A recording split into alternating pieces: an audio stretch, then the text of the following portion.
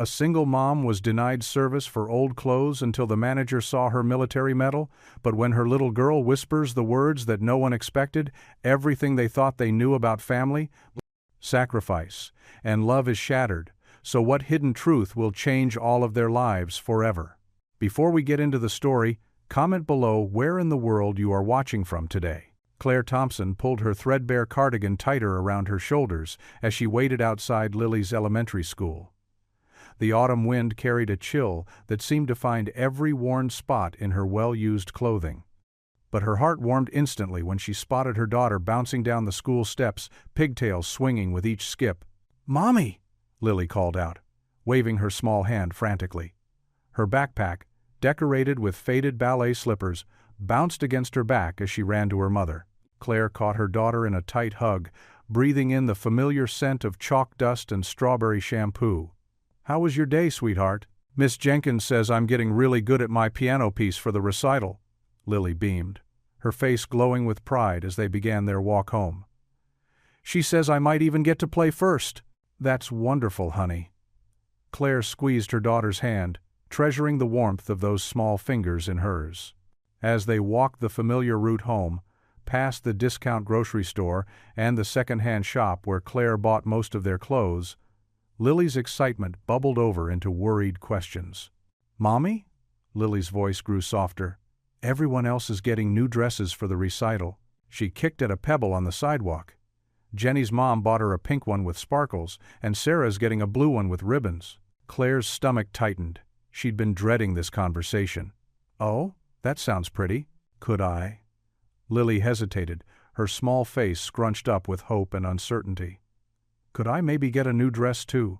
It doesn't have to have sparkles," she added quickly. "Just something nice? Miss Jenkins says we should look our best because lots of people will be watching." Claire's throat felt thick. She stopped walking and knelt down to Lily's level, the concrete sidewalk cold through her thin jeans. "You know what? We'll figure something out. I promise you'll look beautiful for your recital." Lily's face lit up. "Really? Can we look for one tomorrow?" "We'll see, sweetie." Claire stood up, her knees protesting. "First, let's get home and have some dinner." Their apartment building loomed ahead, its brick facade weathered and tired-looking, but Claire had worked hard to make their tiny two-room apartment feel like home. She unlocked their door on the third floor, the familiar squeak of hinges welcoming them into their small sanctuary. "Homework first," Claire reminded Lily, who was already heading to the second-hand piano wedged into the corner of their living room. It wasn't much. The finish was scratched and some keys stuck occasionally, but it had been worth every extra shift Claire had worked to afford it. While Lily worked on her math problems at their small kitchen table, Claire assessed their dinner options.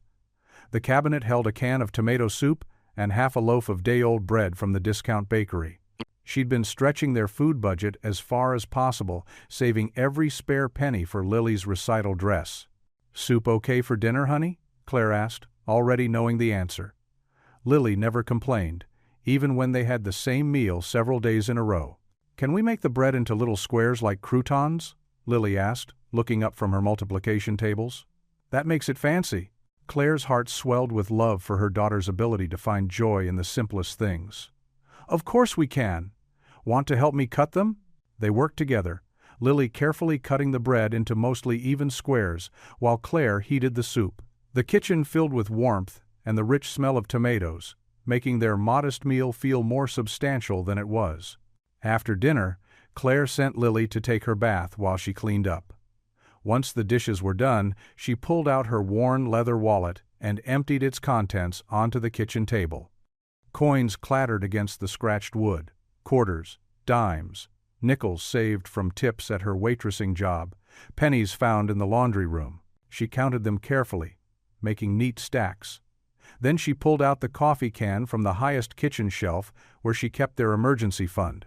Her fingers trembled as she opened it, knowing this decision could mean trouble if any unexpected expenses came up. But Lily's hopeful face floated in her mind. Her daughter, who never asked for new toys, who wore hand-me-downs without complaint, who deserved to feel special at least once. Claire counted everything twice.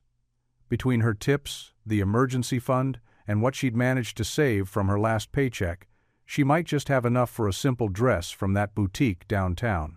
It would mean beans and rice for the next 2 weeks, but seeing Lily's face light up would be worth it. "Mommy?" Lily's voice called from the bathroom. "Can you help me with my hair?" Claire quickly swept the coins into an envelope and tucked it into her purse. "Coming, sweetie." She found Lily wrapped in their one good towel, her wet hair dripping onto the faded linoleum floor. Claire grabbed their shared hairbrush and began working through the tangles with gentle strokes. "Tell me about your recital piece again," Claire prompted, knowing how much Lily loved to talk about her music. "It's called Moonlight Sonata," Lily said, pronouncing the words carefully. "Miss Jenkins says it's usually harder, but she made it easier for us to play."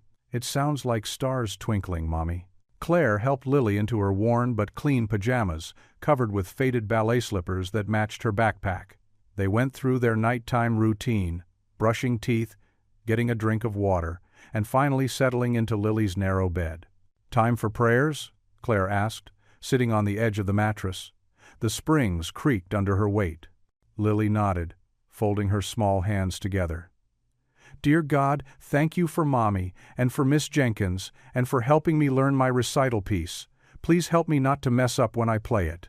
Claire stroked her daughter's damp hair, still amazed at how much love her heart could hold for this precious child. "Mommy?"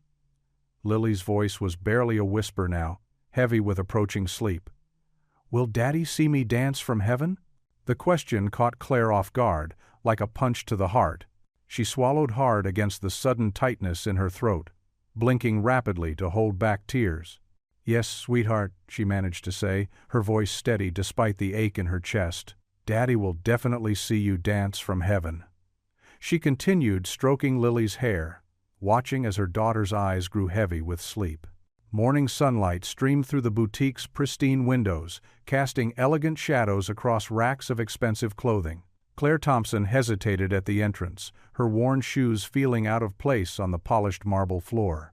Her fingers touched the small military medal pinned to her purse, a familiar gesture that always gave her strength. "Mommy, look!" Lily tugged at Claire's hand, her blue eyes sparkling with excitement. "It's perfect!"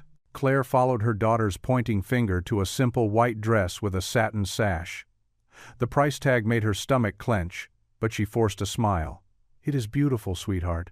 As they moved through the store, whispers followed them like shadows. A group of well-dressed women near the jewelry counter stopped their conversation to stare, their expressions a mix of disdain and curiosity. Claire felt every worn thread in her patched jeans, every faded spot on her cardigan. Lily, innocent to the judgment around them, danced between the clothing racks. "Can I try it on, Mommy? Please?" "Of course, sweetie." Claire carefully lifted the dress from its hanger, trying to ignore how the pristine fabric contrasted with her work-roughened hands. At the counter, a young cashier with perfectly manicured nails looked up from her phone. Her eyes swept over Claire's appearance, lips curling into a slight sneer. "Can I help you?" The words dripped with false sweetness. "Yes, we'd like to try this dress, please." Claire kept her voice steady, dignified. The cashier's perfectly shaped eyebrows arched. "This dress is $1,200. She emphasized each syllable as if speaking to someone who couldn't understand basic numbers. "I'm aware of the price," Claire replied quietly, her cheeks warming. "We'd still like to try it on."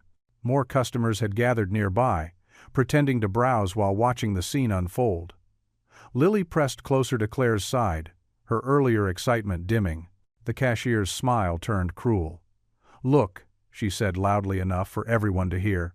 "I don't mean to be rude, but this store isn't really for people like you. There's a thrift shop 3 blocks down that might be more suitable." The words hit Claire like physical blows. Her face burned as snickers rippled through the watching crowd. Lily's small hand tightened in hers. "I have money to pay for the dress," Claire insisted, though her voice wavered. She reached for her purse, where she'd carefully counted out the savings from 3 months of extra shifts. "Really?" The cashier's voice dripped with skepticism. She held up the dress between 2 fingers, as if it might be contaminated. "And how exactly did you plan to afford this? We don't accept payment in quarters, you know." More laughter from the onlookers. Claire felt tears pricking at her eyes as shame washed over her. Lily tugged at her sleeve, confusion, and hurt written across her young face. "Mommy? Why is she being mean?" "I think," Claire managed, her throat tight. "We should go, sweetheart." She turned toward the door, trying to shield Lily from the stares and whispers. "That's right," the cashier called after them. "And next time, know your place before." "That's enough." A deep voice cut through the boutique like thunder. "I'll handle this." Claire froze as heavy footsteps approached from behind. A tall man in a crisp suit stepped forward, his expression stern as he surveyed the scene. His name tag read, "Michael Reynolds, Manager." The boutique fell silent as Michael stepped forward, his tall frame commanding attention. His blue eyes swept over the scene, the sneering cashier, the whispering customers, and Claire's trembling hands clutching her daughter's shoulders. But what caught his attention wasn't Claire's worn clothing or Lily's hopeful face. It was the medal discreetly pinned to Claire's faded purse, a bronze star, its metallic surface catching the morning light. "Ma'am," Michael said, his voice gentle but carrying authority that immediately silenced the murmurs around them. "I deeply apologize for this treatment. Please, allow me to help you personally." Claire's cheeks flushed pink. "That's not necessary. I insist," Michael said, shooting a stern look at the cashier before turning back to Claire with a warm smile. "Sarah, take your break now," he added, not looking at the chastened employee who quickly scurried away. Michael gestured toward the private fitting area, separated from the main floor by elegant cream curtains. "This way, please." His eyes flickered again to the metal, recognition deepening in his expression. Lily bounced on her toes, previous tension forgotten in childlike excitement. "Mommy, can we, please?" Claire hesitated, her fingers unconsciously touching the metal on her purse. The gesture wasn't lost on Michael, whose face softened further. "The honor would be mine," he said quietly, and something in his tone made Claire look up, really meeting his eyes for the first time. Whatever she saw there made her shoulders relax slightly. "Thank you," she whispered, allowing him to lead them to the fitting area. The private space felt like a different world, peaceful and removed from the judging eyes of the main floor. Plush chairs lined one wall, and mirrors caught the light from elegant sconces. "Now then," Michael said, kneeling to Lily's level with an easy smile, "I hear someone has a special recital coming up. What kind of dress were you thinking of?" Lily's face lit up. "A twirly one. For dancing." She demonstrated with a little spin that made Claire smile, despite her lingering embarrassment. "Ah, a dancer. Well, we certainly have some perfect options for that." Michael stood and moved to a nearby rack, pulling out several dresses. "These are all designed to move beautifully." He selected a simple white dress with a full skirt and subtle sparkles along the hem. "Would you like to try this one first?" Lily nodded eagerly, and Claire helped her into the fitting room. When Lily emerged, the dress swishing around her knees, she immediately twirled. The skirt flared out perfectly, catching the light and making the subtle sparkles dance. "Oh, sweetheart," Claire breathed, her eyes glistening. "Look, Mommy, it's just like the one in the window, but even prettier." Lily spun again, giggling. Michael watched them both, his expression warm. "The fit is perfect, and it's designed to be comfortable for dancing." He paused, noting how Claire's hand had drifted toward the price tag. "We're having a special sale today," he added smoothly, moving to the register tucked discreetly in the corner. "With the discount, it's significantly less than the marked price." Claire bit her lip, clearly doing mental calculations. Michael pretended to be busy with the register, giving her a moment of privacy. When he looked up, he kept his voice low so only Claire could hear. "The bronze star," he said softly, nodding toward her purse. "That's not a decoration many civilians would carry." Claire's hand moved protectively to the medal. "My husband's," she said, her voice barely audible. He didn't come home." Michael nodded, understanding in his eyes. Without a word, he applied an additional discount to the register. "The total comes to $45, he said in a normal voice. Claire's eyes widened slightly. She knew the dress had been priced much higher. "I couldn't." "Please," Michael said firmly but kindly. "It would be my honor." Lily twirled again in front of the mirror, lost in her own world of joy. Claire watched her daughter, tears threatening to spill over. Finally, she nodded, reaching into her purse for her carefully counted money. As Michael wrapped the dress carefully in tissue paper, Lily hugged it to her chest. "Thank you, mister." She paused, realizing she didn't know his name. "Reynolds?" he supplied with a smile. "Michael Reynolds." "Thank you, Mr. Reynolds." Lily beamed. "I'm going to dance so good in this dress." "So well, sweetheart," Claire corrected automatically, then turned to Michael. "Thank you," she whispered, and those two words carried the weight of so much more than just the dress discount. Michael smiled warmly, his gaze dropping once more to the bronze star pinned to her purse. Something flickered in his eyes, a memory trying to surface, but he simply nodded and handed her the wrapped package. Outside the boutique, the morning sun warmed the sidewalk as Claire knelt before Lily, her fingers working quickly to adjust the loose strap on her daughter's Mary Jane shoes. The shopping bag containing the new white dress swayed gently from her arm. Michael stood in the doorway, his broad shoulders blocking the curious stares from inside the store.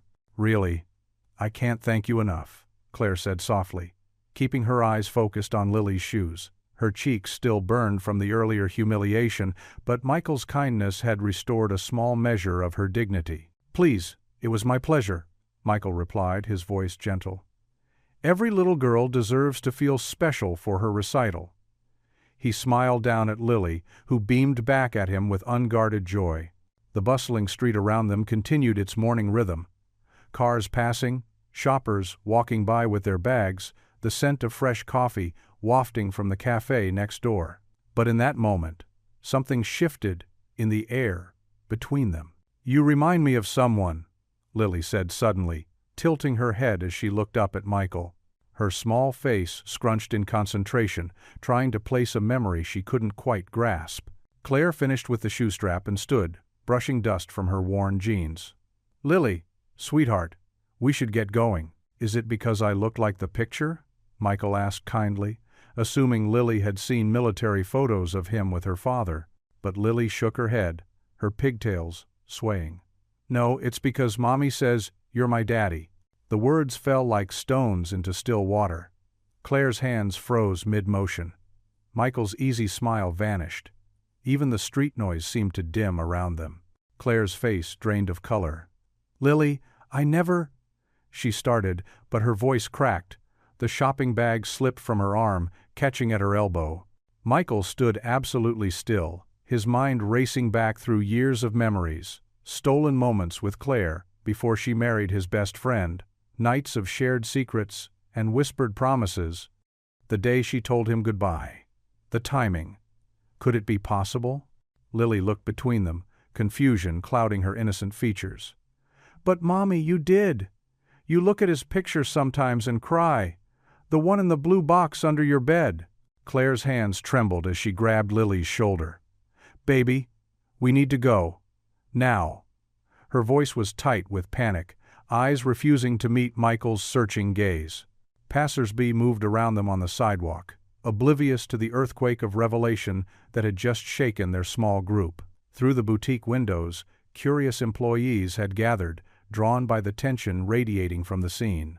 "Claire," Michael said softly, taking a step forward. "We should—" "No." Claire cut him off sharply, then immediately softened her tone. "No, please. I can't. Not now." She grabbed Lily's hand, perhaps a bit too firmly, causing the little girl to stumble slightly. "But Mommy!" Lily started to protest. "Lily." "Quiet," Claire whispered, her voice breaking. She scooped up her daughter despite Lily's size making it an awkward embrace. The shopping bag swung wildly from her arm as she turned away. Michael watched helplessly as Claire hurried down the sidewalk, Lily's confused face peering over her mother's shoulder. The little girl raised her hand in a small wave, and Michael automatically lifted his own in response, his mind still reeling. He stood rooted to the spot long after they'd disappeared around the corner.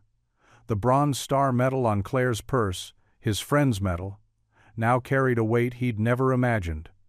The timing of Claire's marriage, Lily's age, Claire's hasty departure from his life all those years ago, pieces of a puzzle he'd never known existed, began falling into terrible, wonderful place.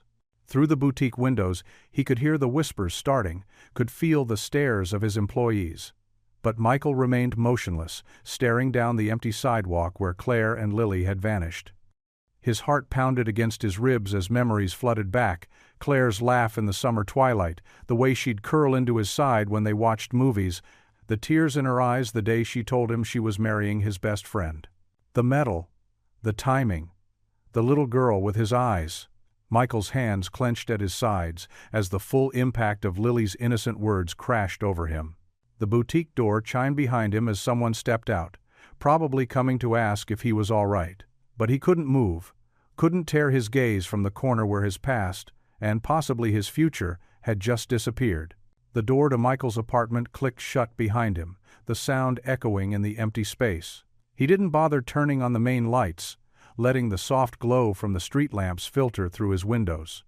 His footsteps were heavy as he made his way to his study, his mind still reeling from the day's events. The worn leather of his office chair creaked as he sank into it.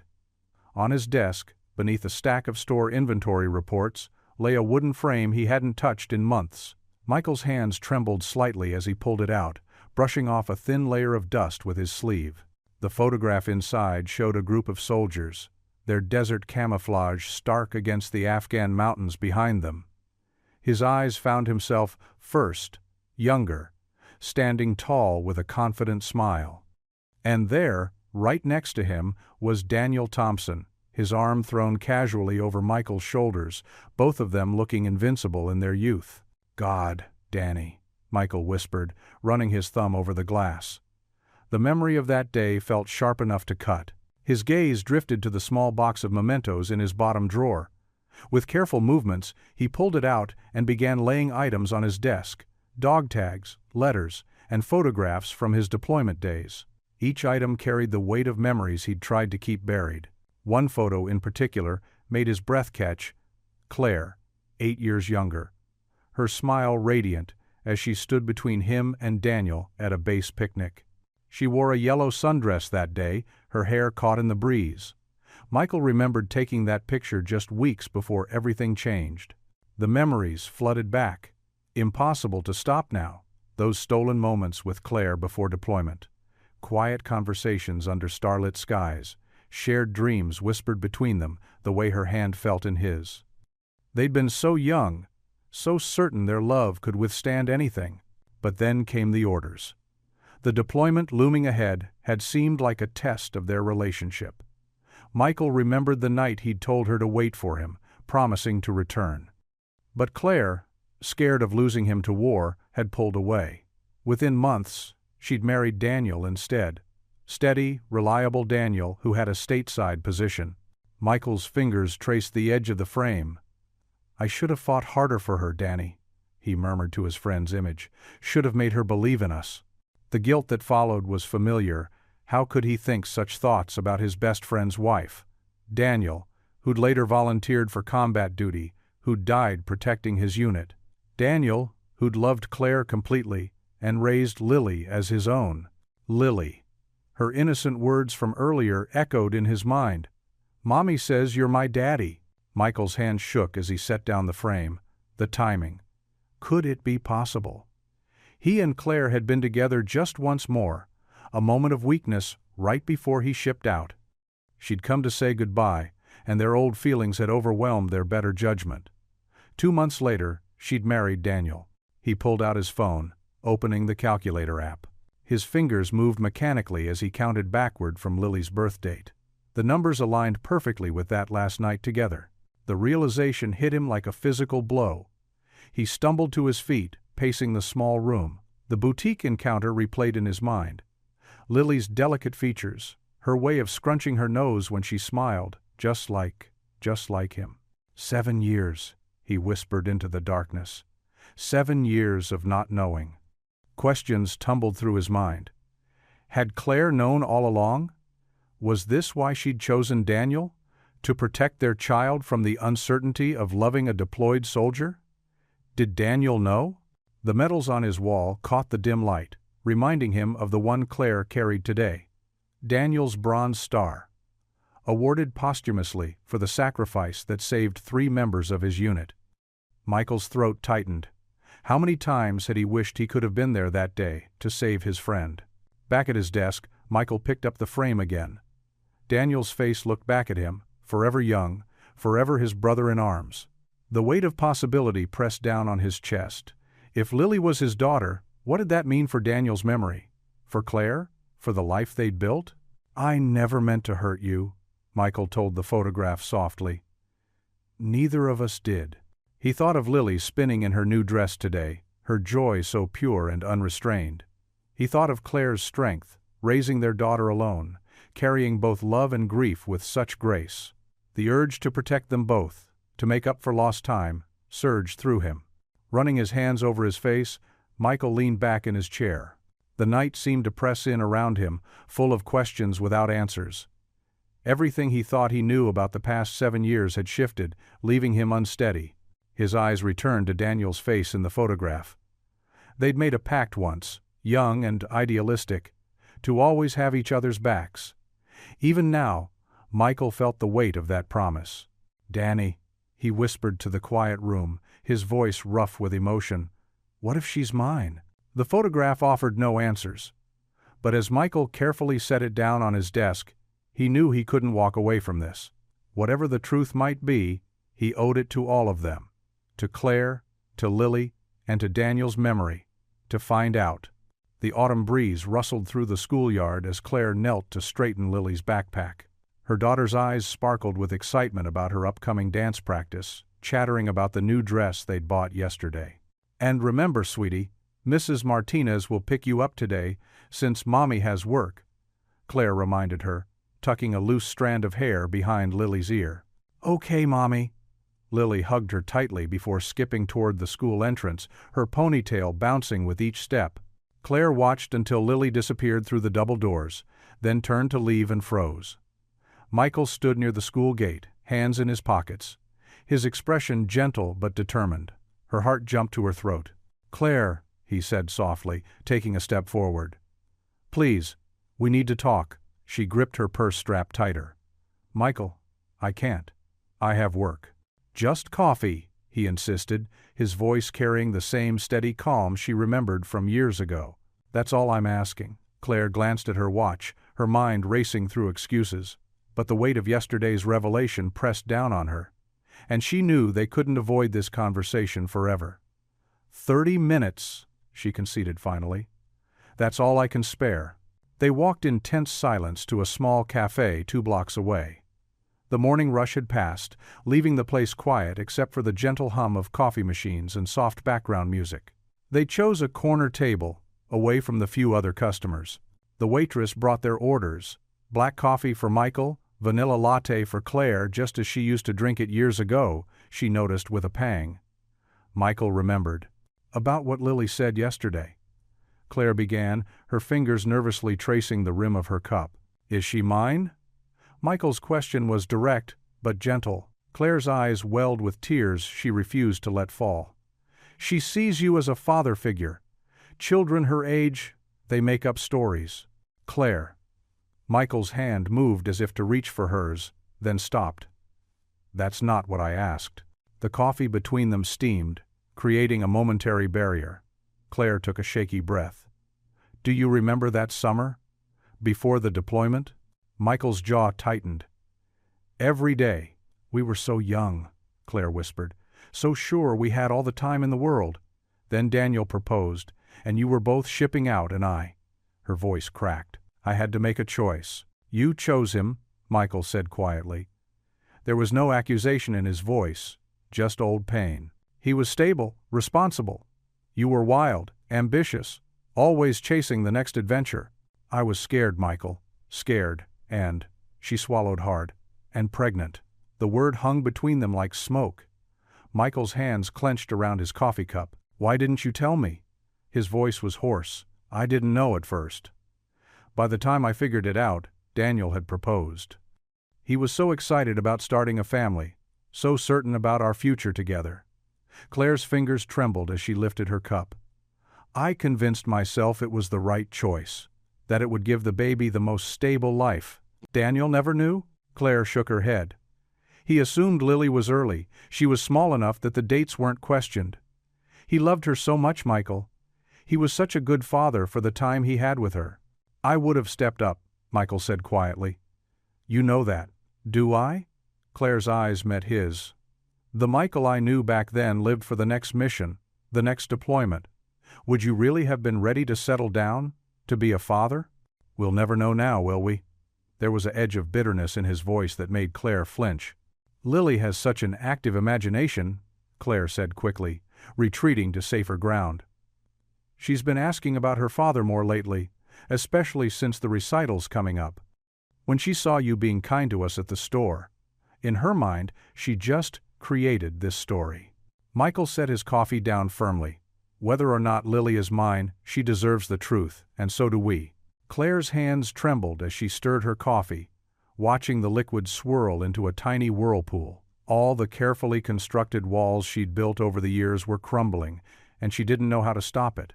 After the last of the students filed out of the school gates, Lily spotted Michael waiting by the oak tree.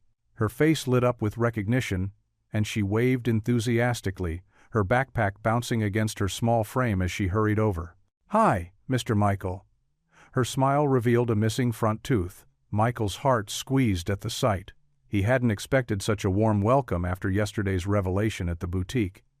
"Hey there, Lily. Your mom said I could walk you home today. Is that okay?" Lily nodded eagerly, already slipping off her purple backpack decorated with ballet shoes. "It's heavy today. We got extra homework in math. Here, let me help with that." Michael took the backpack, surprised by its weight. "Wow, you weren't kidding. What else do you have in here besides math?" "My dance shoes, and my reading book, and my science folder, and—" Lily listed off her belongings as they started walking, her Mary Jane shoes clicking against the sidewalk. The late afternoon sun cast long shadows as they made their way through the quiet neighborhood. Michael listened intently as Lily described her day, the story they read in class, the picture she drew during art time, and how she helped her friend Sarah with multiplication tables.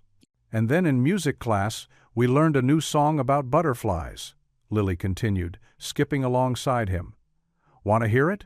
"I'd love to," Michael said softly, watching as she launched into an enthusiastic performance, complete with hand motions. When they reached the apartment building, Lily led the way up the stairs, still chattering. She didn't seem to notice how Michael's hand trembled slightly as he held the railing, overwhelmed by the easy trust she showed him. Claire opened the door before they could knock, her expression a mixture of worry and cautious hope. She wore simple jeans and a faded blue t-shirt, her hair pulled back in a messy ponytail. The apartment behind her was small but tidy, with worn furniture and carefully mended curtains. "Mommy, Mr. Michael carried my backpack," Lily announced, bouncing inside. "Can he stay for a snack, please?" Claire hesitated, then managed a small smile. "I was just about to make grilled cheese sandwiches. Would you like to join us, Michael?" "If it's not too much trouble," he replied quietly. "It's no trouble." Claire moved to the tiny kitchen, pulling out bread and cheese. "Lily, honey, go wash your hands and change out of your school clothes." As Lily disappeared down the short hallway, Michael stood awkwardly in the living room, taking in the details of their home. A collection of Lily's artwork decorated the walls, bright splashes of crayon and marker. On a small shelf, he spotted the framed bronze star medal next to a photo of Daniel in his uniform. The sizzle of butter in the pan broke the silence. "She talks about you, you know," Claire said softly, not turning around. "Ever since yesterday at the store. She keeps saying how nice you were." Michael's throat tightened. "She's a special kid. She island." Claire flipped the sandwiches, the cheese beginning to melt. "I'm sorry about what she said, about you being." "Don't apologize," Michael interrupted gently. "Kids say what's in their hearts." Lily burst back into the room wearing purple leggings and a butterfly t-shirt. "Can I help, Mommy? I'm good at cutting sandwiches." Claire's tension eased as she smiled at her daughter. "Sure, sweetie. Get the plates out, please." They gathered around the small kitchen table, knees bumping in the tight space. Lily insisted on sitting between them, proudly showing Michael how she could cut her sandwich into triangles all by myself. The simple meal somehow tasted better than any fancy restaurant dinner Michael could remember. Lily's infectious giggles filled the apartment as she told stories about school, her hands gesturing dramatically. Claire gradually relaxed, even laughing when Lily described her teacher's reaction to finding a frog in the classroom. And then, Sarah screamed so loud that Mrs. Peterson dropped her coffee. Lily demonstrated the scream, making both adults wince and laugh.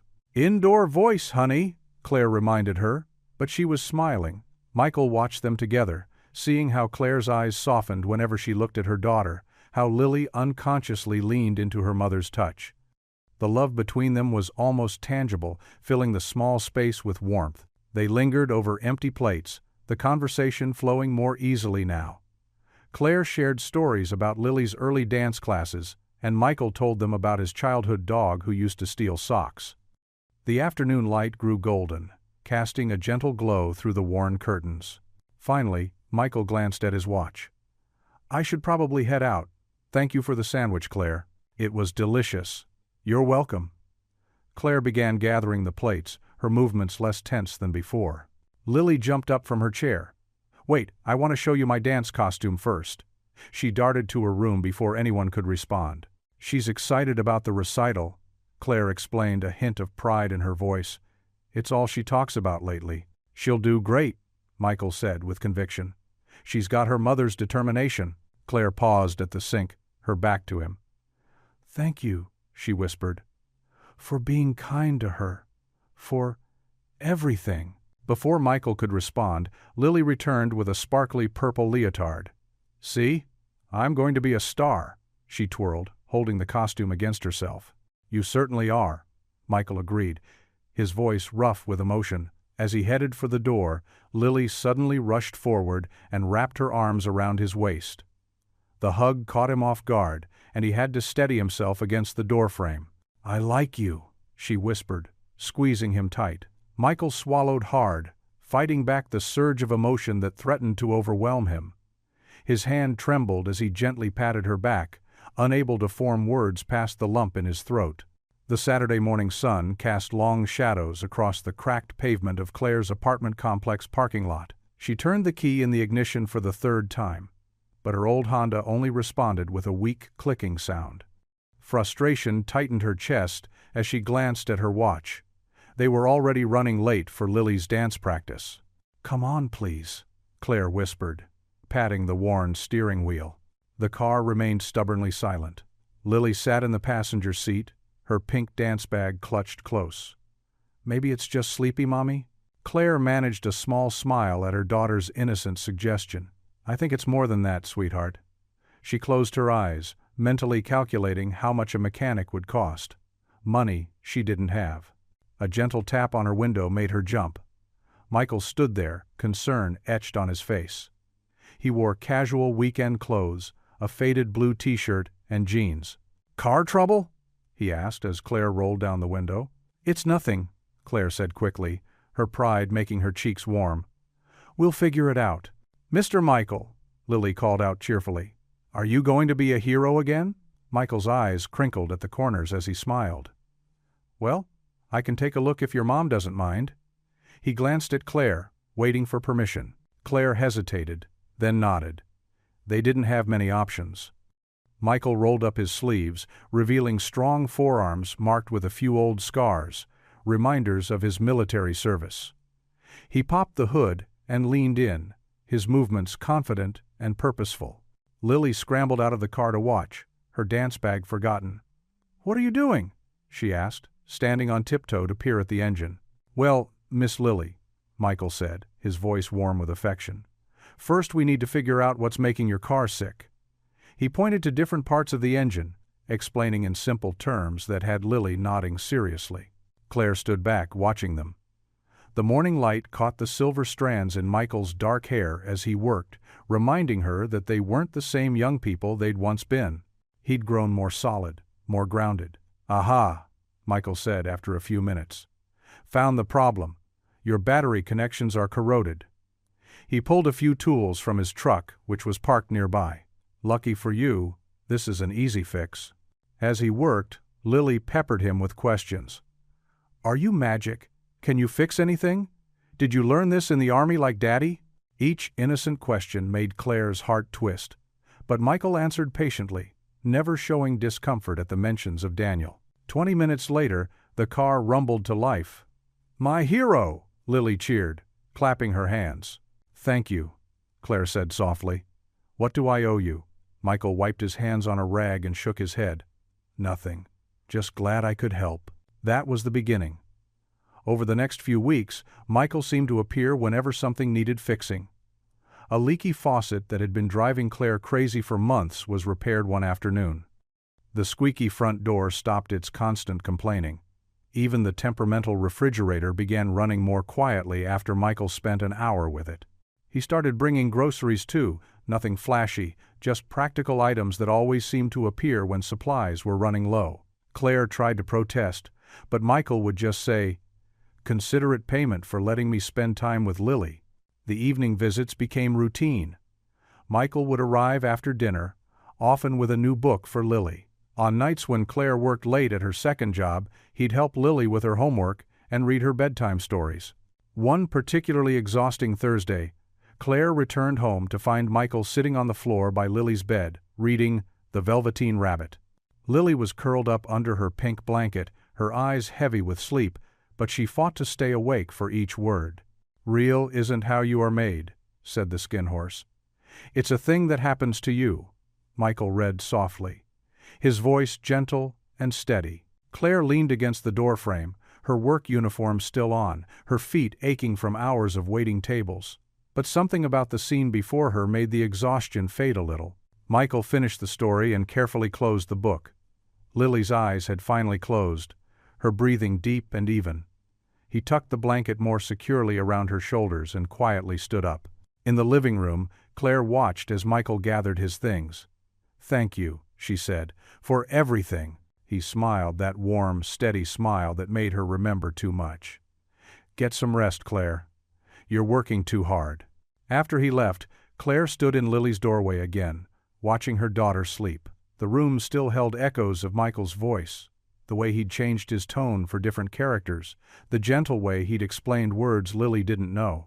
It was too familiar, too comfortable, too much like the family they could have been. Claire wrapped her arms around herself, feeling vulnerable in the quiet apartment. "Lord," she whispered, her voice barely audible in the darkness, "don't let me fall again." The words hung in the still air, a prayer and a plea mixed together. Through Lily's window, the street lamp cast a soft glow, illuminating the stuffed animals Michael had helped arrange on her shelf just days ago. On the bedside table, a glass of water sat on a coaster he'd brought over, saying it would protect the furniture. Every corner of their small home now held traces of his quiet care. The elementary school auditorium buzzed with excitement as parents filed in, clutching programs and smartphones. Backstage, in a small dressing room lit by fluorescent lights, Claire knelt before Lily, adjusting the white dress they'd bought at the boutique. Her fingers trembled slightly as she smoothed out invisible wrinkles. "Hold still, sweetheart," Claire murmured, tucking a loose strand of Lily's hair back into her neat bun. "We want you to look perfect." "Is it time yet, Mommy?" Lily bounced on her toes, making the dress flutter. Her cheeks were flushed with excitement, eyes sparkling. "Almost." Claire reached for the small bottle of hairspray. "Just one more." A soft knock at the door made them both turn. The door creaked open, and Michael stood there, looking sharp in a blue button-down shirt and holding a bouquet of pink roses. "Is this where the star of the show is getting ready?" "Michael!" Lily squealed, starting to run toward him before Claire's gentle hand on her shoulder stopped her. "Careful of your dress, honey," Claire reminded her, but her eyes were fixed on Michael. She hadn't expected him to come, though she realized now she should have known better. Michael stepped into the room, kneeling down to Lily's level. "These are for you, Miss Prima Ballerina." He presented the roses with a flourish that made Lily giggle. "They're so pretty." Lily buried her nose in the flowers, inhaling deeply. Claire watched them, her heart doing that familiar dance of joy and worry. Michael looked so natural with Lily, so genuine in his affection. It scared her how easily he fit into their lives, how much Lily already adored him. 5 minutes to places?" called a voice from the hallway. Claire's hands fluttered nervously to Lily's dress again. "Oh, we need to—" "Here," Michael said gently, taking the flowers. "I'll put these in water and find my seat. You've got this, Lily Bug. Break a leg." Lily's face scrunched up in confusion. "Why would I break my leg?" Michael laughed, the warm sound filling the small room. "It's just something we say in show business. It means, do your best."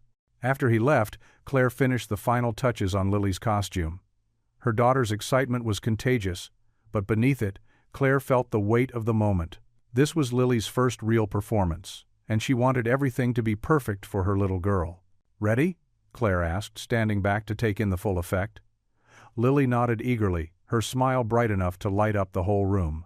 The auditorium was packed when Claire found her seat in the third row. She spotted Michael a few seats away, program in hand, looking as nervous as any parent. Their eyes met briefly, and he gave her a reassuring smile that made her stomach flip. The lights dimmed, and Claire's hands clasped tightly in her lap. Lily's class was third in the program, performing a simple ballet piece to Waltz of the Flowers. When the familiar music began, Claire held her breath. 6 little girls in white dresses twirled onto the stage, Lily among them. For the first few moments, Lily's movements were careful, almost hesitant. Then her eyes found Michael in the audience, and everything changed. Her face broke into a radiant smile, and suddenly her movements became more confident, more graceful. Claire watched, tears pricking at her eyes, as her daughter danced with pure joy. Lily's arms floated like butterfly wings, her steps light and sure. She didn't miss a single turn or position. In that moment, she wasn't just copying the choreography, she was dancing from her heart. The audience broke into enthusiastic applause when the piece ended. Claire wiped her eyes quickly, catching Michael doing the same. His presence had given Lily something Claire hadn't been able to provide alone, that extra boost of confidence that came from having someone else believe in you completely. After the final bow, the audience moved to the lobby where proud parents gathered around their young performers. Claire stood back, watching as Lily burst through the stage door, still in her costume, her eyes scanning the crowd. The moment Lily spotted Michael, she ran straight for him, her face glowing with triumph. Michael caught her in his arms, lifting her high as she squealed with delight. "Did you see me? Did you see when I did the big turn?" "You were amazing," Michael said, his voice thick with emotion. "The best dancer on that stage, no question." Claire watched them, her heart full and aching at the same time. The joy on Lily's face was everything she'd ever wanted for her daughter. But seeing her with Michael, so natural and right, made Claire's fears surge up again. How much of Lily's heart would break if they had to let him go? How much of her own heart would break? Lily was chattering excitedly about the performance, still in Michael's arms, when she suddenly called out, "Mommy, come here! Michael said I was the best dancer." Claire moved toward them, drawn by her daughter's happiness despite her fears. Michael's eyes met hers over Lily's head, full of warmth and something deeper that made her chest tight. The bouquet of roses sat forgotten on a nearby chair, but the love in that small circle felt more beautiful than any flowers could be. Lily reached for her mother's hand, creating a perfect triangle of connection between the three of them. In that moment, Claire felt both complete and terrified. Because sometimes the things that make us happiest are the ones we're most afraid to lose. Morning sunlight filtered through the oak trees, casting dappled shadows across the military cemetery's neat rows of white headstones. The spring air carried the sweet scent of freshly cut grass and blooming flowers.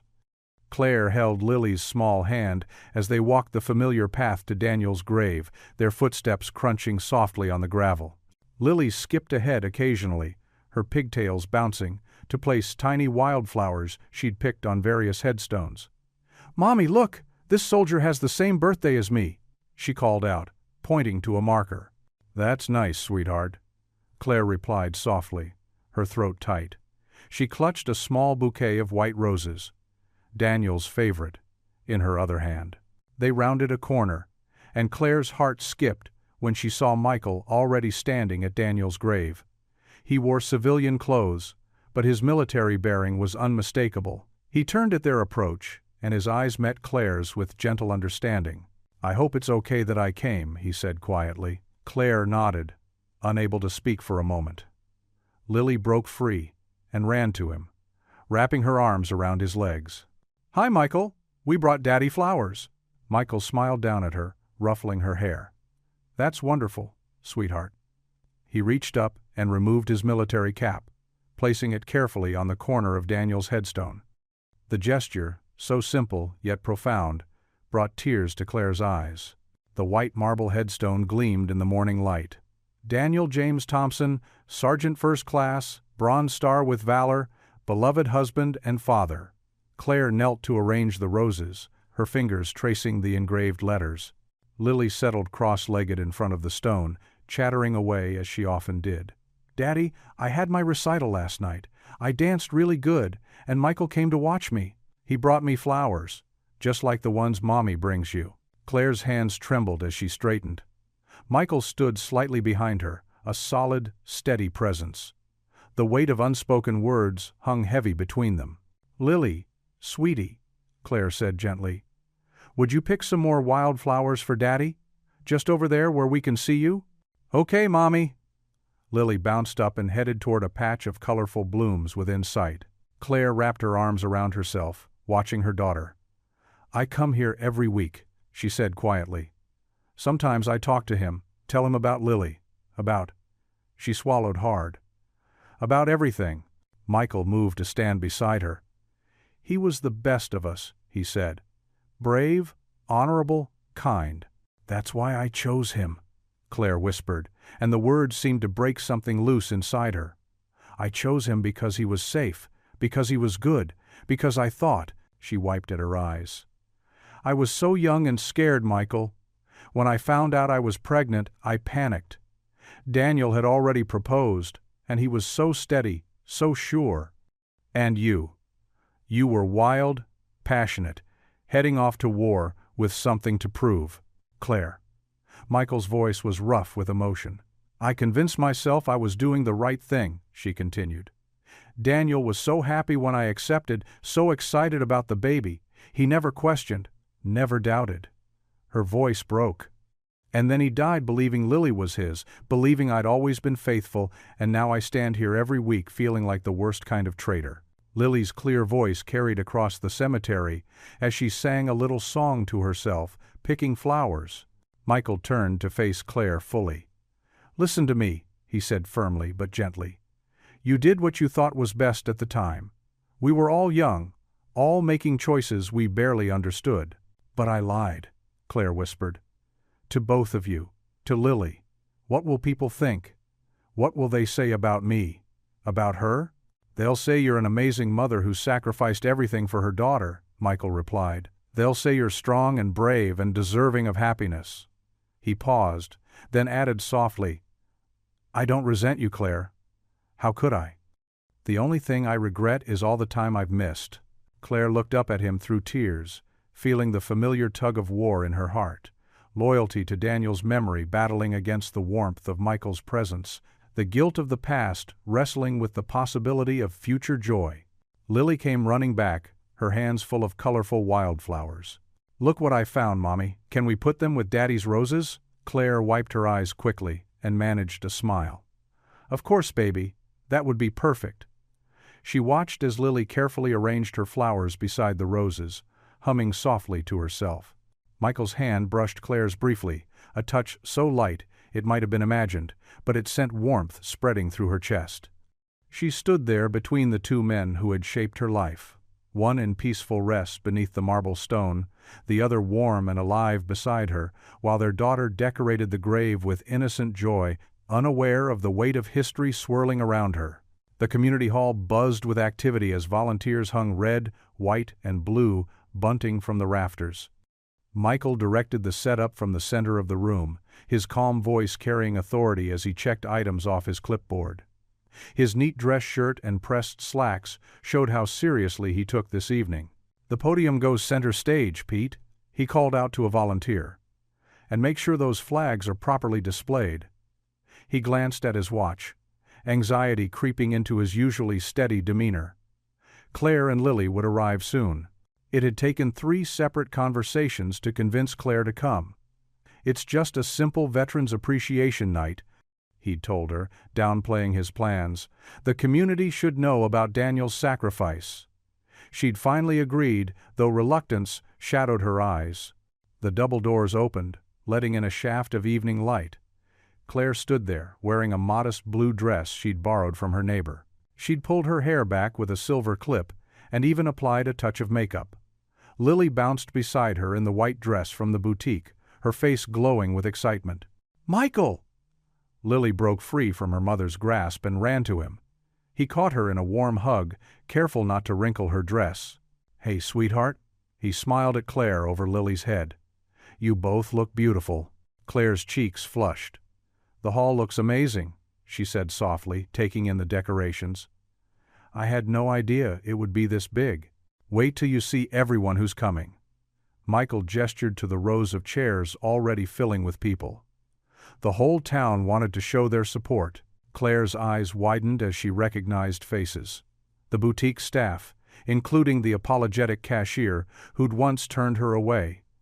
Teachers from Lily's school, members of the church Michael had introduced them to, and dozens of veterans in their dress uniforms. "I don't know about this," Claire whispered, shrinking back. "Maybe we should—" "Please stay." Michael touched her arm gently. "Trust me?" The simple question hung between them, loaded with meaning. After a long moment, Claire nodded. As the evening progressed, Michael took the stage. The spotlight caught the silver in his dark hair as he addressed the crowd. "Tonight, we honor all who served, but I want to highlight one particular hero, Staff Sergeant Daniel Thompson." Claire's breath caught.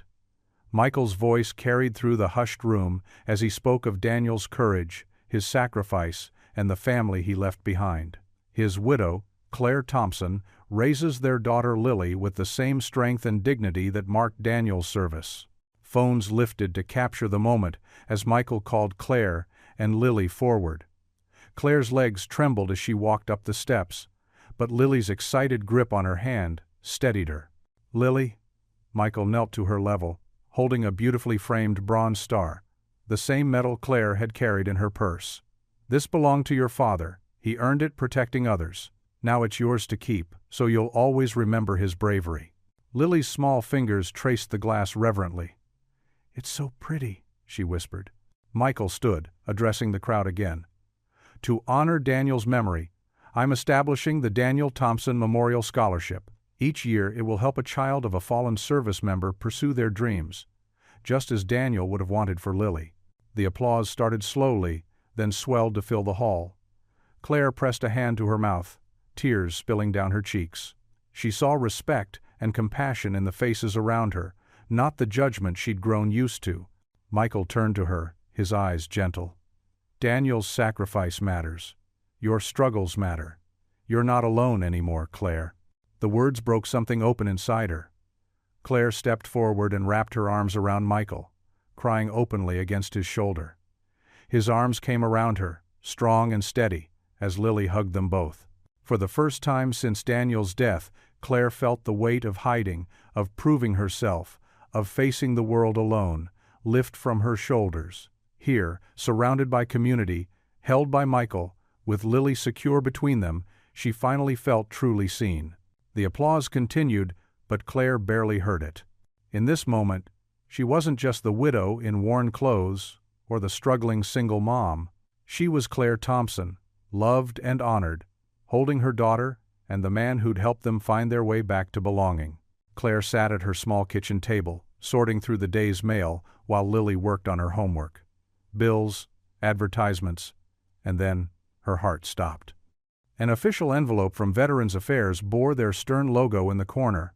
Her fingers trembled as she picked it up, its weight feeling like lead in her hands.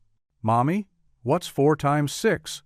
Lily asked, her pencil tapping against her math worksheet. 24, sweetheart," Claire answered automatically, though her mind was far from multiplication tables.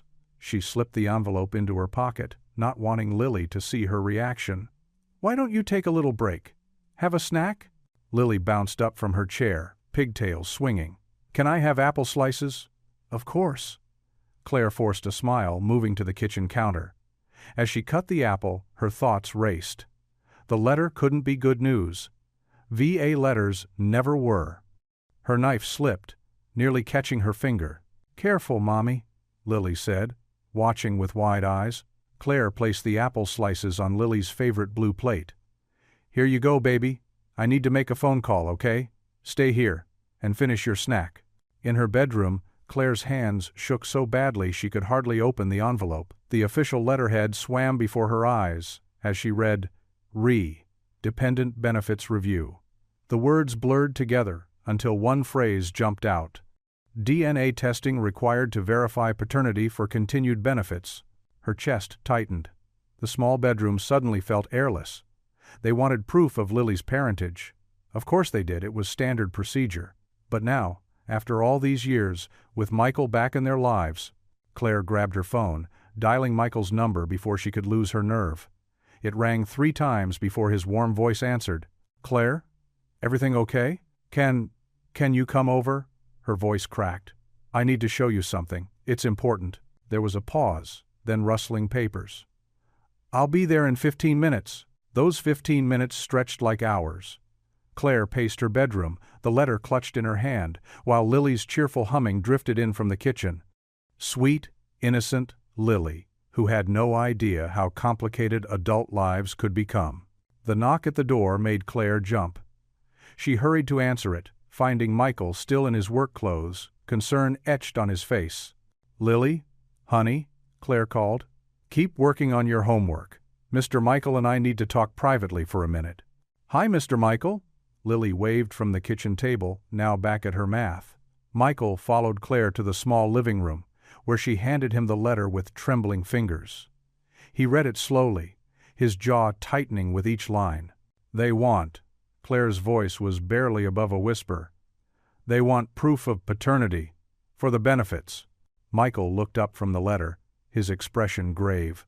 "This could change everything."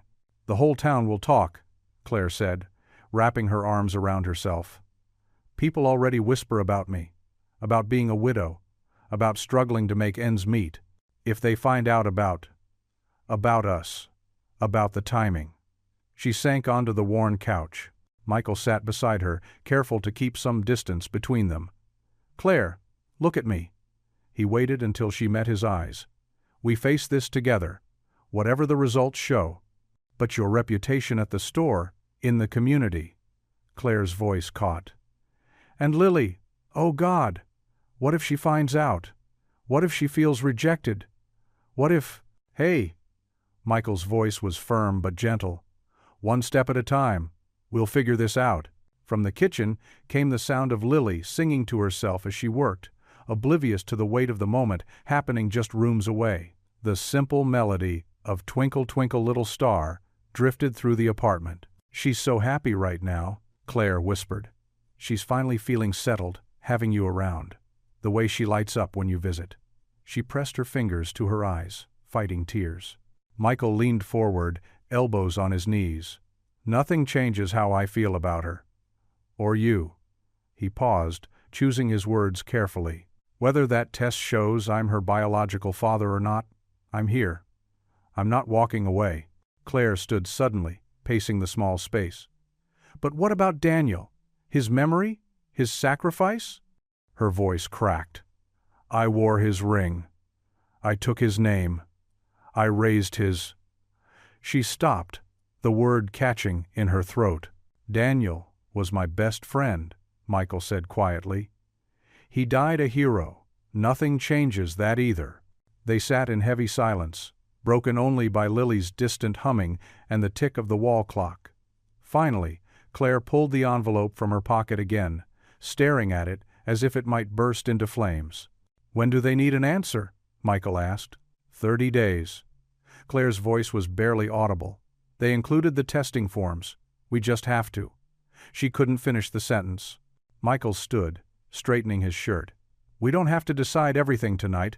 Let's take a few days to think it through." He glanced toward the kitchen. "Want me to help her finish that math homework before I go?" Claire managed a weak smile. She'd like that. They walked back to the kitchen, where Lily beamed at Michael's offer to help. Claire watched them bend their heads together over the worksheet, Lily giggling as Michael made silly jokes about multiplication tables. The scene was so domestic, so natural, it made her heart ache. Later, after Michael left and Lily was tucked into bed beside her, Claire lay awake in the darkness. The envelope sat unopened on her nightstand, its presence like a weight in the room. Lily's gentle breathing filled the quiet space, her small form curled trustingly against Claire's side. Claire stroked her daughter's soft hair, memorizing the peaceful expression on her sleeping face. In the morning, they would have to face reality again. But for now, in the quiet darkness, Claire allowed herself to feel the full weight of her fear, her hope, and her uncertainty about what tomorrow might bring. The medical office felt sterile and cold as Claire and Michael sat in plastic chairs, waiting for the nurse to call them. Lily was at school, spared from this moment that felt both necessary and impossible. Claire's knee bounced nervously as she filled out paperwork, her handwriting less steady than usual. "You okay?" Michael asked softly, his voice barely above a whisper. Claire nodded, though her tight grip on the clipboard said otherwise. "Just want to get this over with." The nurse called them back separately. First Michael, then Claire. Simple cheek swabs, carefully labeled and sealed. The procedure took less than 5 minutes, but the weight of it hung heavy in the air. As they walked out into the bright morning sunlight, Claire wrapped her arms around herself, despite the warm spring day. "How about some coffee?" Michael suggested, gesturing to the small cafe across the street. "I should get back to work," Claire said, but Michael gently touched her elbow. "Just 15 minutes, please?" Inside the cafe, the aroma of fresh coffee and baked goods wrapped around them like a comfortable blanket. They found a quiet corner table, and Michael ordered for both of them, remembering how Claire liked her coffee, 2 sugars, splash of cream. "What do we do now?" Claire asked, staring into her cup. "We wait," Michael said simply, "and we live." The days that followed settled into an unexpected rhythm. Michael started showing up around dinner time, carrying grocery bags or takeout containers. He'd help Lily with her math homework, while Claire caught up on laundry or bills. Sometimes, he'd bring his toolbox, fixing the loose cabinet door in the kitchen or the stubborn window that wouldn't quite close.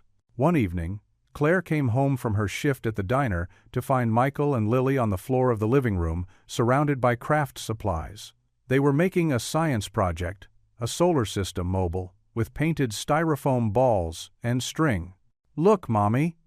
Lily held up a wobbly Saturn, complete with rings made from glitter paper. "Michael helped me make it special." Claire's heart squeezed at the sight of purple glitter dusting Michael's shirt. At the patient way, he helped Lily measure the string lengths just right. It felt so natural, so right, and that terrified her. The waiting wore on them all in different ways. Claire caught herself checking the mailbox twice a day. Michael's jokes became a little more forced, his smile not quite reaching his eyes when the topic of the test came up. Lily, perceptive as children often are, asked more questions about her daddy in heaven, about Michael, about family. They tried to keep things normal. Michael taught Lily to make paper airplanes one afternoon, showing her how to fold the wings just so. They launched them from the apartment's small balcony, counting how long each one stayed in the air. Claire watched from the kitchen window, washing dishes that didn't really need washing, just to keep her hands busy. "You're good with her," Claire said later that night, after Lily had gone to bed. They sat on the worn couch, the evening news playing quietly in the background. Michael's face softened. "She makes it easy. She's so much like you, Claire. That spark in her eyes when she figures something out that's all you." Claire looked away, fighting the warmth that spread through her chest at his words. "Michael, if the test..." "Hey," he cut her off gently, reaching for her hand. "Whatever it says, we'll figure it out. I'm not going anywhere." But the promise, though sincere, couldn't quite chase away the shadows of doubt. Each day brought new worries. What would people say? How would it affect Michael's position at the store? What about Daniel's memory, his sacrifice? The routine continued. Michael brought pizza on Wednesday nights, helped with spelling tests on Thursdays. He fixed the squeaky bathroom door and showed Lily how to water the small herb garden they'd started on the windowsill. small moments of normalcy woven through the waiting. One evening, after a simple dinner of spaghetti and meatballs, Michael's recipe, passed down from his mother, they all sat at the kitchen table. Lily was drawing pictures while Claire and Michael cleaned up. The domesticity of it all hit Claire suddenly, making her hands shake as she dried a plate. "I'll get these," Michael said, taking the dish towel from her trembling fingers. "Why don't you help Lily with her drawing?" Claire nodded gratefully, sitting beside her daughter. Lily was creating a family portrait stick figures with bright smiles and disproportionate hands. She'd drawn Michael taller than he really was, holding what looked like a toolbox. Later that night, after helping tuck Lily into bed with a story about brave knights and clever princesses, Michael gathered his keys and jacket. The nightly departure had become its own kind of ritual, filled with unspoken words and careful movements. Lily's small voice came from her bedroom doorway. "Will he stay forever?" Claire turned to find her daughter in her yellow pajamas, clutching her stuffed rabbit. The hope in Lily's eyes made Claire's throat tight. She forced a smile, though her heart ached with uncertainty. "Time for bed, sweetie," she said, guiding Lily back to her room, leaving the bigger question unanswered in the quiet apartment. Sunday morning dawned crisp and clear, with sunlight streaming through the stained glass windows of First Community Church. Claire smoothed Lily's dress, the same white one from the boutique, and tried to quiet the flutter in her stomach. She hadn't been to church since Daniel's funeral. Michael waited for them at the entrance, dressed in a blue button-down shirt and khakis. His face brightened when he saw them approach. "Good morning," he said softly, bending down to high-five Lily. "I practiced my memory verse," Lily announced proudly, bouncing on her toes. "Can't wait to hear it." Michael smiled, then gestured toward the doors. "Shall we?" Inside, the wooden pews gleamed with polish, and familiar hymns drifted from the choir loft. Claire hesitated at the threshold, but Michael's steady presence behind her gave her courage. They found seats near the middle, Lily between them. Pastor Mark stood at the pulpit, his silver hair catching the morning light. His warm eyes found Claire's, and he gave her a gentle nod of welcome. As the congregation settled, he opened his Bible and began speaking about trust. "Sometimes," he said, his voice carrying clearly through the sanctuary, "God asks us to trust Him when everything in our lives feels uncertain. Like Abraham leaving his homeland, or Moses leading his people through the wilderness, we're called to step forward in faith." Claire felt tears prick at her eyes. Beside her, Lily colored quietly in her children's bulletin, while Michael listened intently. "Fear," Pastor Mark continued, "can make us build walls around our hearts. We think we're protecting ourselves, but really, we're just keeping out the very blessings God wants to give us." A tissue appeared in Claire's line of vision. She looked up to see an elderly woman in the pew behind her, offering it with a kind smile. Claire took it gratefully, dabbing at her eyes. Trust isn't just about believing in God's plan. Pastor Mark's words seemed to speak directly to her heart. It's about accepting the support He sends us through others. It's about allowing ourselves to be loved. The sermon continued, but Claire found herself lost in thought, remembering all the ways Michael had shown up for them over the past weeks. The car repairs, the groceries, the bedtime stories for Lily, simple acts of love that she'd been afraid to fully accept. When the service ended, Claire expected the usual quick exit she'd perfected at Daniel's funeral, head down, straight to the door. Instead, people began approaching them with genuine warmth. "We're so glad you're here," said Mrs. Anderson, who taught Sunday school. She squeezed Claire's hand. "Lily would love our children's program." A veteran in his 70s stopped to chat with Michael, then turned to Claire. "Daniel was a good man," he said, his eyes kind. "But you know, he'd want you to be happy." More church members came by offering casserole recipes, extending invitations to women's Bible study, asking Lily about her dance recital. Each interaction chipped away at the isolation Claire hadn't even realized she'd built around herself. Pastor Mark made his way over, greeting them with a warm handshake. "Claire, it does my heart good to see you here," he said sincerely. "Remember, God's family is big enough for all of us, past, present, and future." Lily tugged at Claire's sleeve. "Can we come back next week? They have cookies during Sunday school." Claire laughed, really laughed, for what felt like the first time in ages. "Yes, sweetheart, I think we can do that." As they walked to their cars, Michael suggested, "How about dinner at your place? I can pick up some groceries and cook." Claire started to protest, but stopped herself, remembering Pastor Mark's words about accepting support. "That would be nice," she said instead. Later that evening, Claire's small apartment filled with the aroma of Michael's cooking, a simple but hearty meal of roasted chicken and vegetables. Lily set the table, proudly placing each fork just so, while Claire watched them both with a full heart. When they sat down, Michael reached for their hands naturally, as if they'd done this 100 times before. "Shall we pray?" Lily grabbed both their hands eagerly, forming a circle around Claire's worn kitchen table. Michael bowed his head. "Dear Lord," he began, his voice gentle but steady, "thank you for this food, for this moment, and for bringing us together. Help us trust in your perfect timing and your perfect plan. Amen." "Amen," Claire and Lily echoed. As they began passing dishes, Lily looked at their joined hands and whispered, "This feels like family." Claire caught Michael's gaze across the table, seeing her own mix of hope and uncertainty reflected there. For the first time since the DNA test, the waiting didn't feel quite so heavy. Whatever the results might bring, they weren't facing it alone. The afternoon sun cast long shadows across Claire's small front yard as she trimmed the struggling rosebush Michael had helped her plant last week. Lily sat on the worn concrete steps, humming the hymns they'd learned at church that morning while coloring in her notebook. Mrs. Peterson from next door shuffled over to her fence, her thin lips pressed into what might have been meant as a smile but looked more like a grimace. "Claire, dear," she called out, her voice syrupy sweet. "I couldn't help but notice you've been spending quite a bit of time with that handsome store manager." Claire's shoulders tensed, but she managed a polite nod. "Yes, Michael's been very kind to us." "Oh, I'm sure he has." Mrs.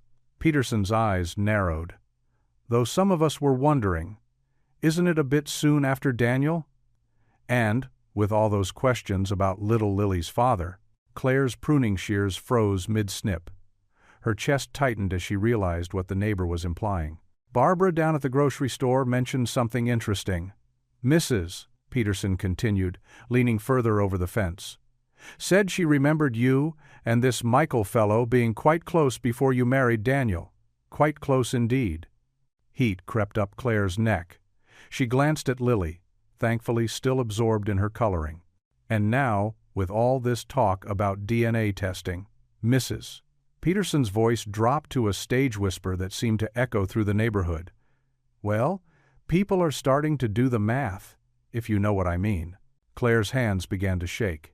She'd known this would happen, exactly what she'd feared when the letter arrived. Now her private pain was becoming neighborhood gossip. As if on cue, Michael's truck pulled up to the curb. He stepped out, carrying a bag of groceries and wearing the warm smile that had become so familiar. But today, under Mrs. Peterson's knowing smirk, that smile felt like a spotlight exposing Claire's shame. "Hey there," Michael called out, seemingly oblivious to the tension. "Thought I'd drop by with some supplies for dinner." Mrs. Peterson's eyebrows shot up. "How domestic," she said before turning away with a meaningful cough. Something inside Claire snapped. All the fear, guilt, and uncertainty of the past weeks crystallized into sharp-edged anger. She waited until Lily had skipped inside before rounding on Michael. "This is exactly what I was afraid of." Her voice came out in a harsh whisper. "The whole town is talking about us, about Lily. Do you have any idea what this is doing to our reputation?" Michael set down the groceries, his face clouding. "Claire, what happened? What happened is that everyone knows about the DNA test, about our past, everything.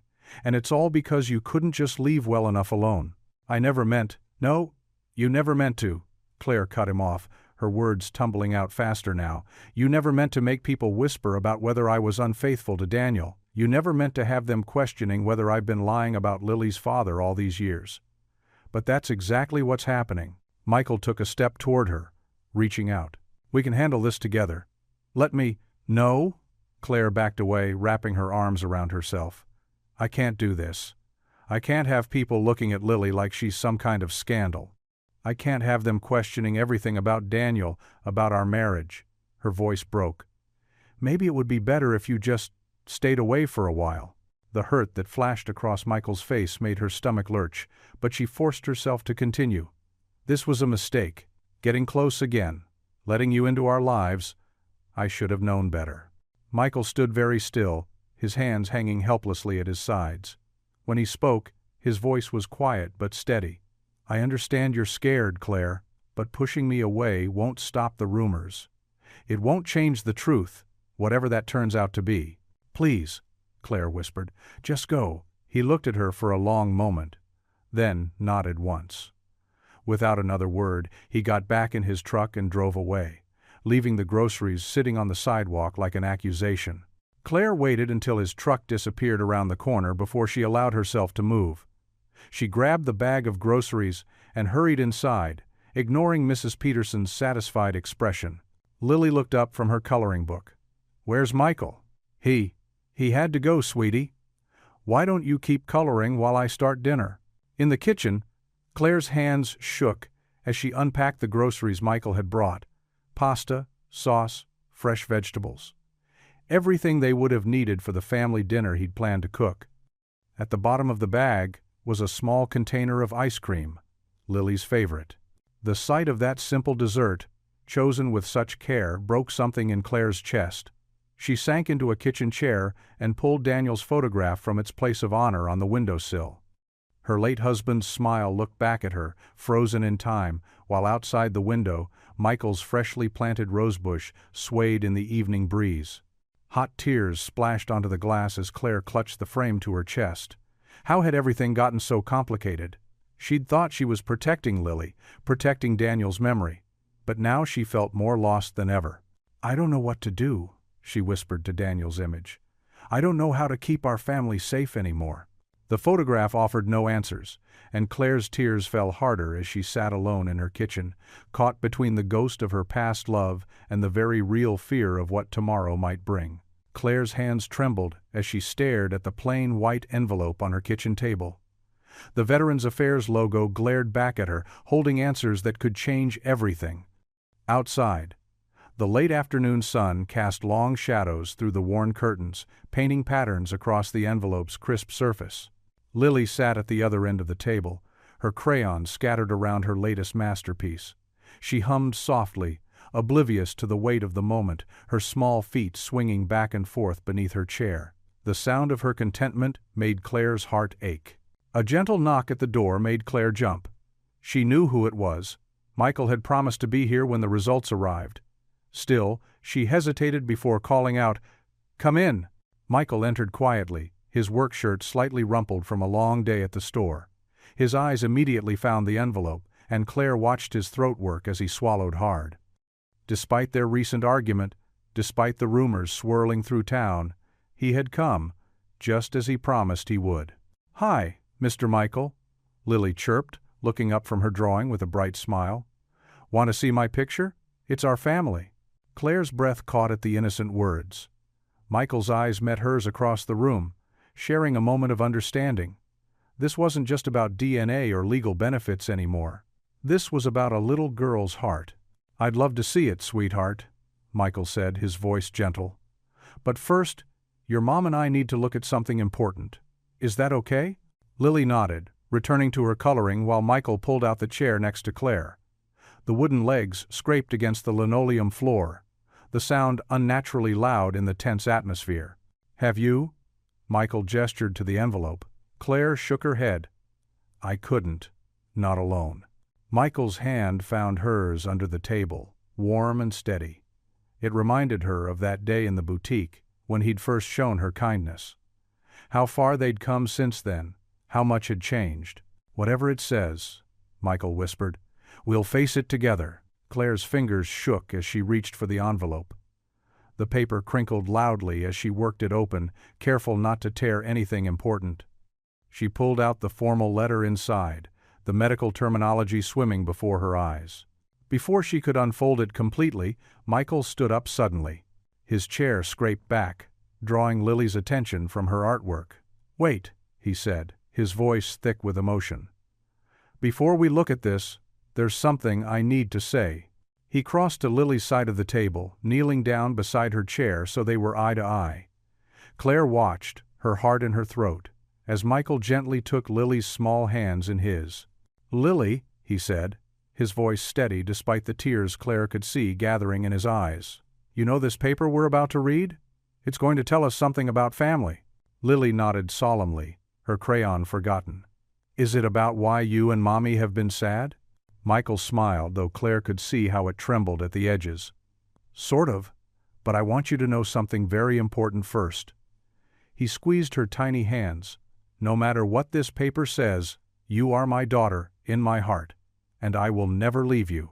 The simple truth in his words, spoken with such conviction, broke something open in Claire's chest. She pressed a hand to her mouth, trying to hold back a sob as she watched her daughter's face light up with pure joy. Lily launched herself forward, throwing her arms around Michael's neck with such force that he had to brace himself against her chair. "I love you, Daddy Michael," she whispered, loud enough for Claire to hear.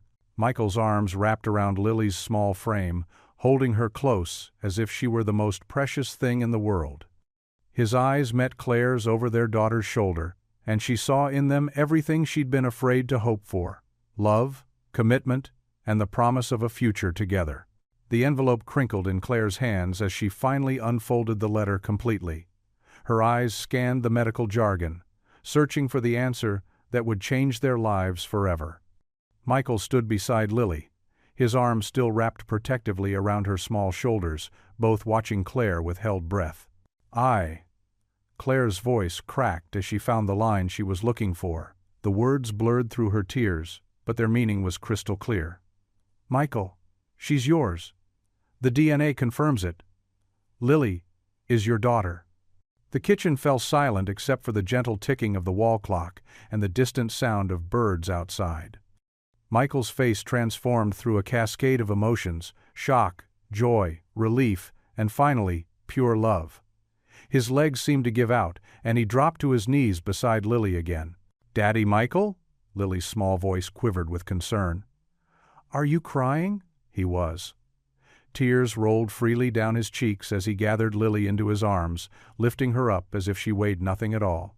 His voice was thick with emotion as he whispered against her hair. "You are truly mine, sweetheart. You've always been mine." Claire pressed her hands to her mouth, watching father and daughter truly unite for the first time. Lily giggled as Michael spun her around, her feet flying out as she held tight to his neck. The afternoon sunlight caught them both, turning Lily's hair to spun gold, so like Michael's own, and Claire wondered how she'd never noticed the resemblance before. "Does this mean you're staying forever?" Lily asked, pulling back to look at Michael's face with serious eyes. "Really forever? Really forever," Michael promised, touching his forehead to hers. "Wild horses couldn't drag me away from you now, princess." Claire's legs felt weak as the weight of years of uncertainty finally lifted from her shoulders. She sank into the kitchen chair, the letter falling forgotten to the table. Michael turned toward her, still holding Lily, his eyes full of questions and hope. "Claire," he said softly, reaching out his free hand to her. "Come here." She stood on shaky legs and stepped into his embrace. Michael's arm wrapped around her waist, pulling her close until the three of them were pressed together in a tight circle. Lily wiggled happily between them, one arm around each of their necks. "I'm sorry," Claire whispered against Michael's shoulder. "I'm so sorry I never told you. I was young and scared and—" "Shh," Michael interrupted gently. "None of that matters now. We're here. We're together. That's all I care about." Lily squirmed until they loosened their hold enough for her to look at both their faces. "Are you happy now, Mommy? Is your heart still hurting?" Claire laughed through her tears, brushing back Lily's bangs with trembling fingers. "No, baby. My heart isn't hurting anymore. It's so full of happiness it might burst." "Mine too," Michael said, his voice rough with emotion. He pressed a kiss to Lily's temple, then turned to Claire with such tenderness in his eyes that her breath caught. "We have so much time to make up for." "A lifetime," Claire agreed, leaning into his strength, into the safety of his arms around her and their daughter. Lily beamed between them, her small face glowing with joy. "Can we have ice cream to celebrate, please?" Michael laughed, the sound rich and free. "Ice cream sounds perfect. What do you say, Claire? Shall we take our daughter out for a proper celebration?" Our daughter. The words rang in Claire's ears like music. She nodded, unable to speak past the lump in her throat. Michael set Lily down gently, and she immediately ran to get her shoes, chattering excitedly about chocolate sprinkles and whipped cream. Claire started to follow, but Michael caught her hand, holding her back for just a moment. His fingers intertwined with hers, warm and strong and steady, everything she'd been missing for so long. "Thank you," he whispered. "For what?" "For giving me a daughter, for letting me be part of her life now, for trusting me enough to try again." Claire squeezed his hand, feeling the last of her walls crumble. Here was the truth she'd been afraid to face. That sometimes love comes back stronger, deeper, more certain than before. That sometimes what looks like an ending is really just the beginning of something better. "Ready," Lily announced, bouncing back into the kitchen with her shoes on the wrong feet. They laughed together, and Michael knelt to help her switch them. Claire watched them, her heart so full it ached. This was what family looked like. Not perfect, not without its scars and struggles, but bound together with love and forgiveness and hope. Michael stood and offered his hand again. Claire took it without hesitation, and Lily grabbed both their free hands, swinging between them. Together, they stepped into the warm afternoon light, a family whole at last. The autumn breeze rustled through the trees as Claire, Michael, and Lily approached the gleaming storefront of the boutique. Claire's steps faltered for just a moment, memories of that humiliating day flooding back. But this time was different. Michael's steady hand rested on her lower back, and Lily skipped between them, her ponytail bouncing with each step. Claire wore a simple but elegant navy dress, a gift from Michael, and carried herself with quiet dignity. The bell above the door chimed as they entered, and the familiar scent of new clothing and perfume filled the air. Sunlight streamed through the large windows, catching the dust motes dancing in the air. The cashier, the same one who had sneered at Claire months ago, looked up from behind the counter. Recognition flashed across her face, followed quickly by discomfort. She straightened her shoulders and managed a polite smile. "Welcome to Riverside Boutique," she said, her voice carefully professional.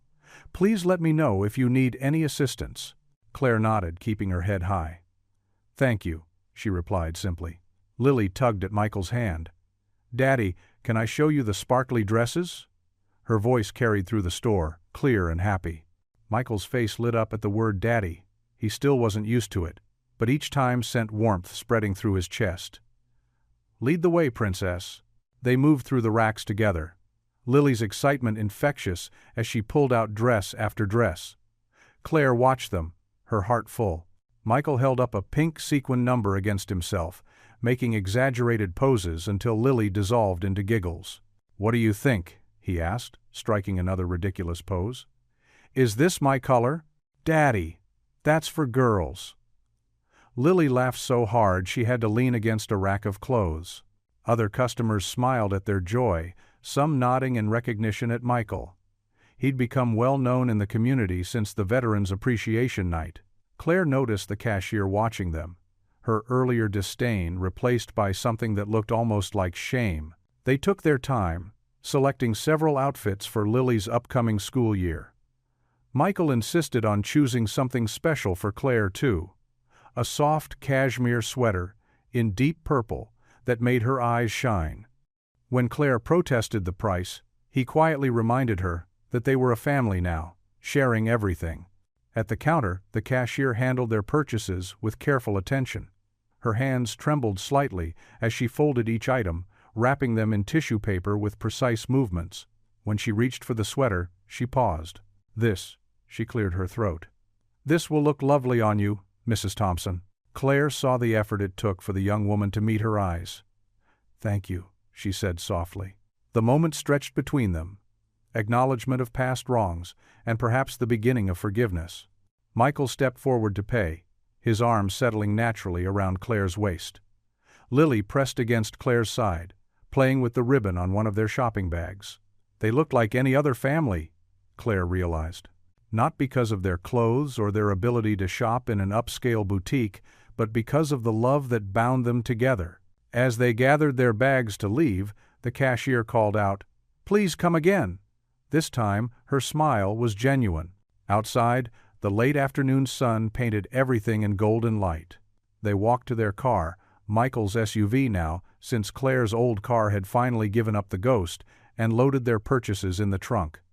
Lily chatted about where she would wear each new outfit, her excitement bubbling over. The drive home was filled with comfortable conversation and the radio playing softly in the background. Claire caught Michael's eye as he drove, seeing her own contentment reflected there. How different everything was from just a few months ago, when she'd been counting coins and praying for miracles. Their apartment welcomed them home with the lingering smell of the pot roast they'd left in the slow cooker that morning. While Michael helped Lily organize her new clothes, Claire set the table for dinner, humming along with the old gospel song playing from their kitchen radio. After dinner, as the sun began its descent, painting the sky in brilliant oranges and pinks, they gathered in Lily's room for their nightly prayers. It had become their special ritual, this moment of gratitude and peace before bedtime. Lily knelt beside her bed, her hands clasped seriously in front of her. Claire and Michael knelt on either side of her, creating a circle of love and faith. The sunset through the small window cast long shadows across the room, but also filled it with warm, golden light. Claire closed her eyes, feeling Lily's small hand in hers on one side and Michael's strong grip on the other. Her heart swelled with emotion as she began to pray. "Dear Lord," she whispered, her voice thick with feeling. "Thank you for second chances. Thank you for healing old wounds and bringing new joy." She squeezed both hands she held. "Thank you for showing us that your plan is greater than our fears and your timing is perfect even when we don't understand it. Thank you for my daddy," Lily added earnestly, making Michael's breath catch. "And thank you," Michael's deep voice joined in, "for bringing us together as a family." They remained there for a moment, heads bowed, connected by touch and faith and love.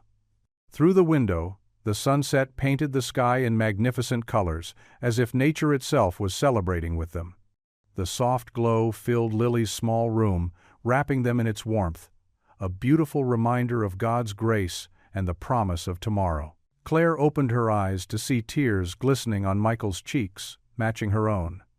Lily looked between them with a child's perfect understanding, completely at peace with the miracle of their family. What would you do if you were in their place? Comment your answer below, and let's see how you'd rewrite the ending. If you enjoyed the story of Claire Thompson, I handpicked the next story that you will enjoy. Please don't miss this one. Click here to watch it.